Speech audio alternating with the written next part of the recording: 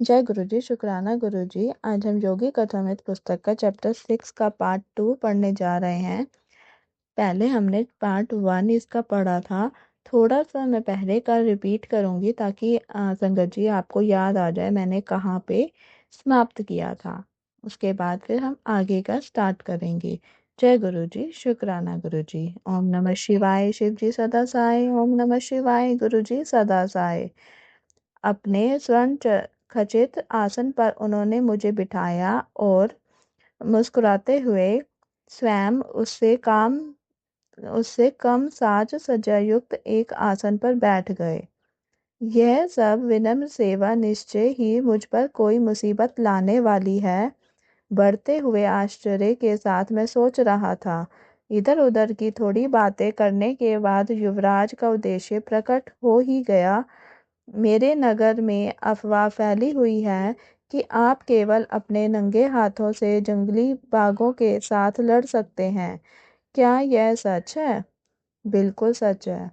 हमें इस पर विश्वास नहीं होता। आप शहरी लोगों के किए हुए चावल पर पले कोलकाता के बंगाली हैं। कृपा सच सच बताएं, क्या आप केवल निर्बल अफीम खिलाए गए बाघों से ही नहीं लड़ते रहे हैं? उनका स्वर ऊंचा और व्यंग्य भरा था। उनके बोलने के ढंग में उनके प्रांत की शैली की झलक थी। उनके उस अपमानजनक प्रश्न का उत्तर देना मैंने आवश्यक नहीं समझा। हम हाल ही में पकड़े गए अपने बाग राजा बेगम के साथ लड़ने की आपको चुनौती देते हैं। यदि आप उसका सफलतापूर्वक सामना कर सकें और उसे जंजीर से बांधकर चेतन अवस्था में उसके पिंजरे से बाहर निकल सकें तो यह रॉयल बंगाल टाइगर आपका हो जाएगा। इसके अतिरिक्त सहस्त्रावधि रुपए एवं अन्य कई प्रकार भी आपको मिले उपहार भी आपको मिलेंगे। और यदि आपने उससे लड़ना अस्वीकार कर दिया तो हम अपने पूरे राज्य में आपको पाखंडी घोषित कर देंगे।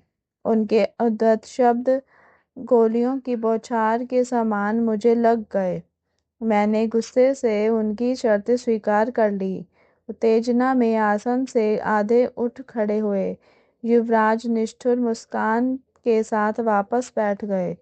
उनकी वह मुस्कान देखकर मुझे उन रोमन सम्राटों की याद आई जिन्हें ईसाइयों को हिंस्र पशुओं के साथ लड़ाने में आनंद आता था। युवराज ने आगे कहा, आपकी लड़ाई आज से 1 सप्ताह बाद होगी। हमें खेद है कि हम लड़ाई से पहले बाघ को देखने की अनुमति आपको नहीं दे सकते। युवराज को कहीं यह भय तो नहीं था कि मैं बाघ पर सम्मोहन विद्या का प्रयोग करूंगा या उसे अफीम खिलाने का प्रयास करूंगा। मैं नहीं जानता। मैं राजप्रसाद से चल पड़ा। मजे की बात यह थी कि अब की बार ना तो राजछात्र था और ना ही वह साज सज्जा युक्त कोच। अगले सप्ताह भर में मैं आगामी अग्नि परीक्षा के लिए अपने मन और शरीर दोनों को विधिवत तैयार करता रहा। अपने नौकर द्वारा मुझे विलक्षण कहानियां सुनने को मिल रही थी। पिताजी के पास संत ने जो भीषण भविष्यवाणी की थी वह किसी प्रकार लोगों में फैल गई और फैलते फैलते बढ़ती गई। अनेक भोले भोले ग्रामीणों का विश्वास था कि एक दुष्ट आत्मा ने देवताओं के शाप के कारण बाघ का जन्म लिया था, जो रात को विभिन्न आसुरी रूप धारण करती है परंतु दिन में फिर से बाघ बनकर रहती है। लोगों का अनुमान था कि यह वही आसुरी बाघ है जिसे मेरा गर्भ हनन करने के लिए भेजा गया है। एक अन्य कल्पना यह थी कि बाघों की अपने देवता से की गई प्रार्थनाओं का उत्तर राजा बेगम के रूप में आ गया है। समग्र व्याघ्र जाति के लिए इतना मान हानिकारक ठहरे इस दृष्ट दोपाय को मुझे दंडित करने के लिए उसे नियत किया गया है। एक लोभ दंत विहीन मानव नख दंत युक्त शक्तिशाली पद युक्त बाघ को चुनौती देने का दुस्साहस करे। लोग यह भी कह रहे थे कि सभी अवमानित बाघों के द्वेष ने मिलकर इतना जोर पकड़ लिया है कि बाघों का मान मर्दन करने वाले इस अभिमानी पुरुष का पतन कराने के लिए वह जोर अब सूक्ष्म नियमों को कार्यान्वित कर रहा है।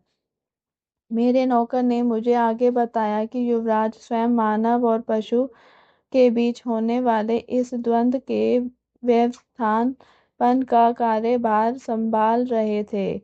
उन्होंने स्वयं अपनी देखरेख में हजारों लोगों के बैठने योग्य एक ऐसे विशाल तंबू का निर्माण कराया जो आंधी तूफान में भी सुरक्षित खड़ा रह सके। उस तंबू के मध्य में लोहे के एक विशाल पिंजरे में राजबोगम को रखा गया था। इस पिंजरे के बाहर सुरक्षा का एक और घेरा था। राज बेगम निरंतर खून जमा देने वाली भयंकर गर्जनाएं करता जा रहा था। उसकी शुदांगिनी और क्रोधांगिन दोनों को भड़काने के लिए उसे बहुत कम खाना दिया जा रहा था। शायद युवराज को आशा थी कि मैं उसका पुरस्कार स्वरूप भोजन बनूंगा। डंका बजा बजाकर नगर और आसपास के इलाके में इस अद्वितीय द्वंद्व की जो घोषणा की जा रही थी उसे सुनकर लोगों ने भारी संख्या में उत्सुकता पूर्वक टिकटें खरीदी। द्वंद्व के दिन सीटों की कमी के कारण सैकड़ों लोगों को लौटा दिया गया। कई लोग तंबू की दरारों में से अंदर घुस आए या गैलरी के नीचे जहां भी जगह मिली वहीं खड़े हो गए। जैसे जैसे बाघ स्वामी की कथा चरम सीमा की ओर बढ़ रही थी वैसे वैसे मेरी उत्तेजना भी बढ़ती गई। चड्डी भी मंत्रमुग्ध होकर आवक बैठा था। राजा बेगम की कान फाड़ देने वाली गर्जनाओं के और भयभीत दर्शकों के कोलाहल के बीच मैंने शांत मन से तंबू में प्रवेश किया। लंगोट के अतिरिक्त मेरे शरीर पर और कोई कपड़ा नहीं था। मैंने सुरक्षात्मक घेरे के दरवाजे का कुंडा सरकाकर उसे खोला और अंदर जाकर अपने पीछे शांत मन से दरवाजे को बंद कर दिया। बाघ को रक्त की गंध लग गई। उछलकर धड़ाम से लोहे की छड़ों से टकराने की ध्वनि के साथ उसने मेरा भीषण स्वागत किया। करुणाद्र भय से दर्शकों में सन्नाटा छा गया। उस अति उग्र बाघ के सामने मैं निरीह मेमना लग रहा था। पलक झपकते ही मैं उसके पिंजरे में घुस गया, परंतु जैसे ही मैंने दरवाजा बंद किया राजा बेगम उछलकर सीधा मेरे ऊपर आ गया। मेरा दाहिना हाथ बुरी तरह शत विषक्त हो गया। बाघ के लिए परम स्वादिष्ट मानव रक्त की प्रचंड धाराएं गिरने लगी। संत की भविष्यवाणी सत्य होने के आसार नजर आने लगे। इस प्रकार की गंभीर चोट मुझे जीवन में पहली बार आई थी, पर मैं तुरंत उससे संभल गया। रक्त रंजित उंगलियों को लंगोट में घुसाकर मैंने उन्हें छिपा लिया और बाएं हाथ से एक हड्डी तोड़ प्रहार बाघ पर किया। बाघ लड़खड़ाकर पीछे हट गया, पिंजरे के अंत तक पीछे गया, फिर पलटकर अत्यंत गुस्से के साथ पुनः मुझ पर झपटा। मेरे सुविख्यात मुष्टि शासन के प्रहार उसके सिर पर बरसने लगे, परंतु राज बेगम को रक्त का जो स्वाद लग गया था उसने दीर्घकाल तक शराब में वंचित रहने वाले शराबी की जैसे शराब का पहला घूंट उन्मत्त कर देता है उसी प्रकार उन्मत्त कर दिया था। बीच बीच में कान बैठा देने वाली दहाड़े मारते हुए उसके आक्रमणों की उग्रता बढ़ती ही जा रही थी। उसके दांतों और नखों के आगे मेरा केवल एक हाथ से बचाव करना अपर्याप्त पड़ रहा था और मेरी आत्मरक्षा प्राणी अभेद नहीं रह पा रही थी। परंतु मैं भी तिल मिलाने वाले प्रहार उस पर करता गया। दोनों ही रक्त रंजित होकर जीवन मरण का युद्ध लड़ रहे थे। पिंजरे में कोलाहल था, चारों दिशाओं में रक्त के छींटे उड़ रहे थे। बाघ के गले से पीड़ा और खूनी प्राण पिपासा के चीत्कार फूट रहे थे। गोली चलाओ, बाघ को मार डालो, दर्शक चीख रहे थे। मानव और पशु इतनी तेज गति से हिल रहे थे कि एक सिपाही की गोली भी निशान चूक गई। मैंने अपनी सारी संकल्प शक्ति एकत्र की और भीषण गर्जन के साथ उसके मस्तक पर एक अंतिम खोपड़ी तोड़ प्रहार किया। बाघ गिर गया और ठंडा होकर पड़ा रहा। पालतू बिल्ली की भांति मैं बीच में ही बोल पड़ा। स्वामी जी खिलखिलाकर हंस पड़े। फिर उन्होंने तन्मय कर देने वाली अपनी कहानी को आगे बताना शुरू किया। आखिर राज बेगम पराजित हो ही गया। उसका रहा साहस राजगर्व भी चूर चूर हो गया। अपने विदीर्ण रक्त रंजित हाथों से मैंने उसका जबड़ा खोला और एक नाट्यपूर्ण क्षण के लिए उस खुले मृत्युद्वार में अपना सिर रखा। जंजीर के लिए इधर उधर देखा और जमीन पर पड़े जंजीरों के ढेर में से एक जंजीर खींचकर उससे बाघ की गर्दन पिंजरे की छड़ों के साथ बांध दी। विजयोल्लास में मैं दरवाजे की ओर चलने लगा, परंतु वह मूर्तिमान शैतान राजा बेगम उसकी कल्पित आसुरी उत्पत्ति के अनुरूप ही वह जीवित था। एक ही विस्मयकारी झटके के साथ जंजीर तोड़कर वह मेरी पीठ पर झपट पड़ा। मेरा कंधा उसके जबड़े में फंसा हुआ था और ऐसी स्थिति में मैं जोर से नीचे गिरा, परंतु पलक झपकते ही मैंने उसे अपने नीचे धर दबोचा। निष्ठुर प्रहारों के आघातों से वह अर्ध मूर्छित हो गया। इस बार मैंने उसे अधिक सावधानी पूर्वक बाग दिया। धीरे धीरे मैं पिंजरे से बाहर निकला। फिर से चारों तरफ चीख पुकार सुनाई दी। इस बार वह हर्षोल्लास की थी। भीड़ की चीख पुकार की हर्ष ध्वनि जैसे एक ही विराट गले से निकल रही थी। मैं भीषण रूप से घायल तो हो गया था, परंतु फिर भी मैंने द्वंद्व की तीनों शर्तें पूरी कर दी थी। बाघ को अचेत करना, उसे जंजीर से बांधना और बिना किसी प्रकार की सहायता लिए पिंजरे से बाहर आना।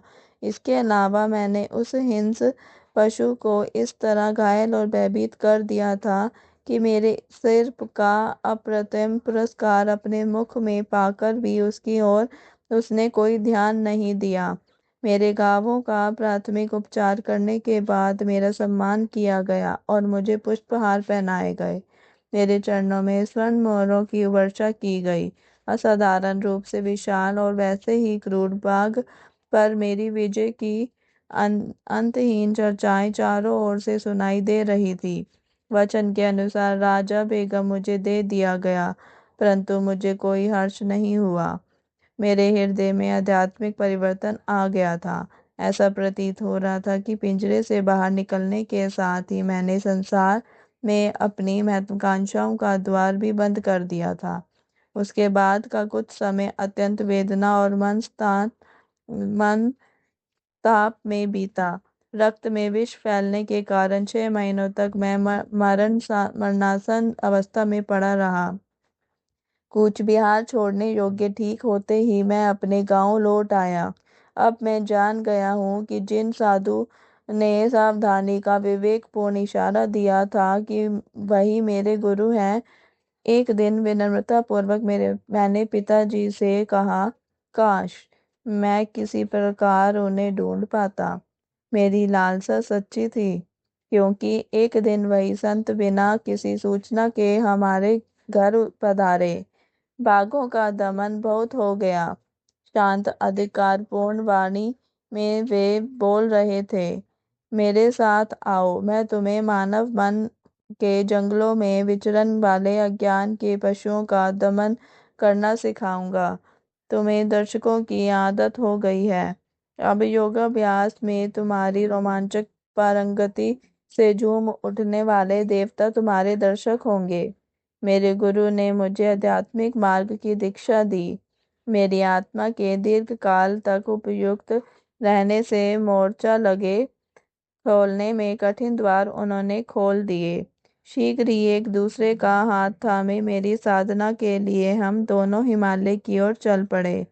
अपने तूफानी जीवन की एक झलक हमें दिखाने के लिए कृतज्ञ होकर चड्डी और मैंने स्वामी जी के चरणों में प्रणाम किया। मुझे और मेरे मित्र को लगा कि बैठक में उपेक्षा में की गई लंबी परीक्षा का हमें भरपूर प्रतिफल मिला। जय गुरु जी, शुक्राना गुरु जी। इसी के साथ ये चैप्टर बाघ स्वामी में समाप्त होता है। कल हम चैप्टर 7 पढ़ेंगे, पलवनशील संत। जय गुरु जी, शुक्राना गुरु जी। मेरी वॉइस में अगर किसी को ये चैप्टर अच्छा लगे तो चैनल को शेयर करें और सब्सक्राइब करें, वीडियो को लाइक करें, शेयर करें और कमेंट में जय गुरु जी जरूर लिखें। जय गुरु जी, शुक्राना गुरु जी, अनंतम अनंतम शुक्राना। ओम नमः शिवाय। शिव जी सदा सहाय। ओम नमः शिवाय। गुरु जी सदा सहाय।